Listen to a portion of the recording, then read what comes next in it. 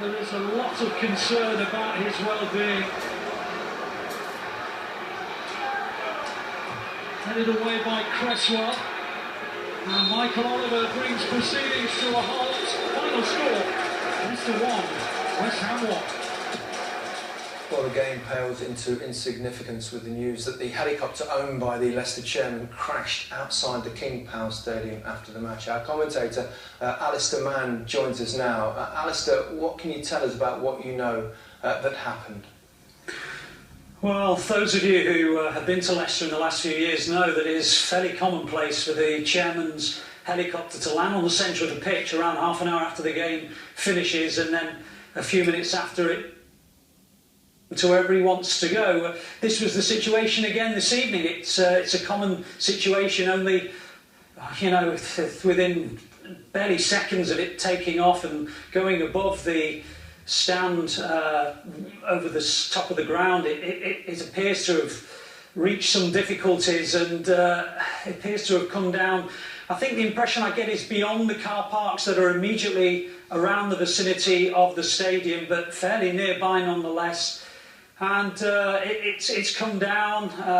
Apparently there was smoke initially, and then like a become engulfed in flames. And look, we don't know who's on board at this stage, and we don't know for sure those who got onto the helicopter. But ordinarily, it takes the family, the chairman's family, or members of it. We can't confirm if he was on. We can't confirm if any of his family members. I'm led to believe it's normally a two-person crew. I believe that was.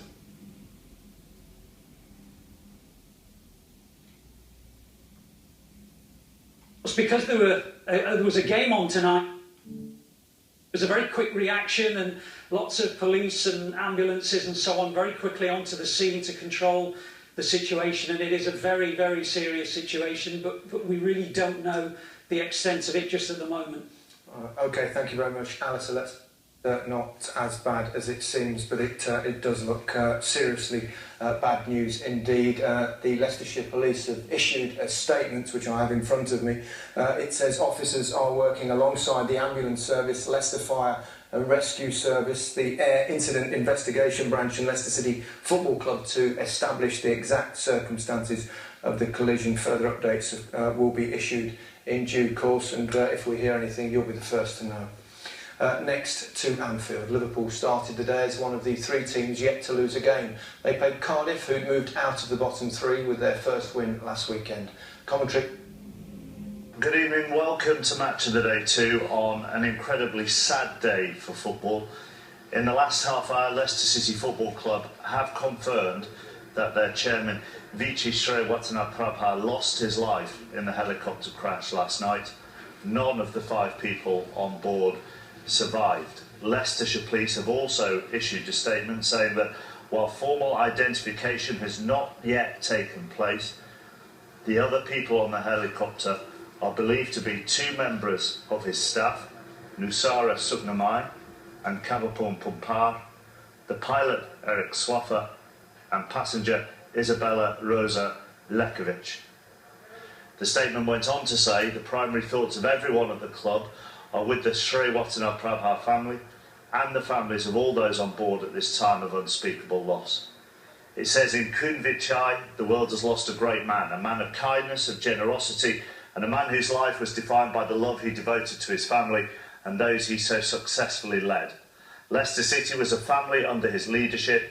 It is as a family that we will grieve his passing and maintain the pursuit of a vision for the club that is now his legacy. They say that a book of condolence will be opened at the stadium from 8 AM on Tuesday the 30th for supporters wishing to pay their respects. And the first team fixture against Southampton in the EFL Cup on the same day has been postponed. There will also be an online book of condolence. Our thoughts here at Match of the Day 2 are, of course, with the families of all of those on board the helicopter.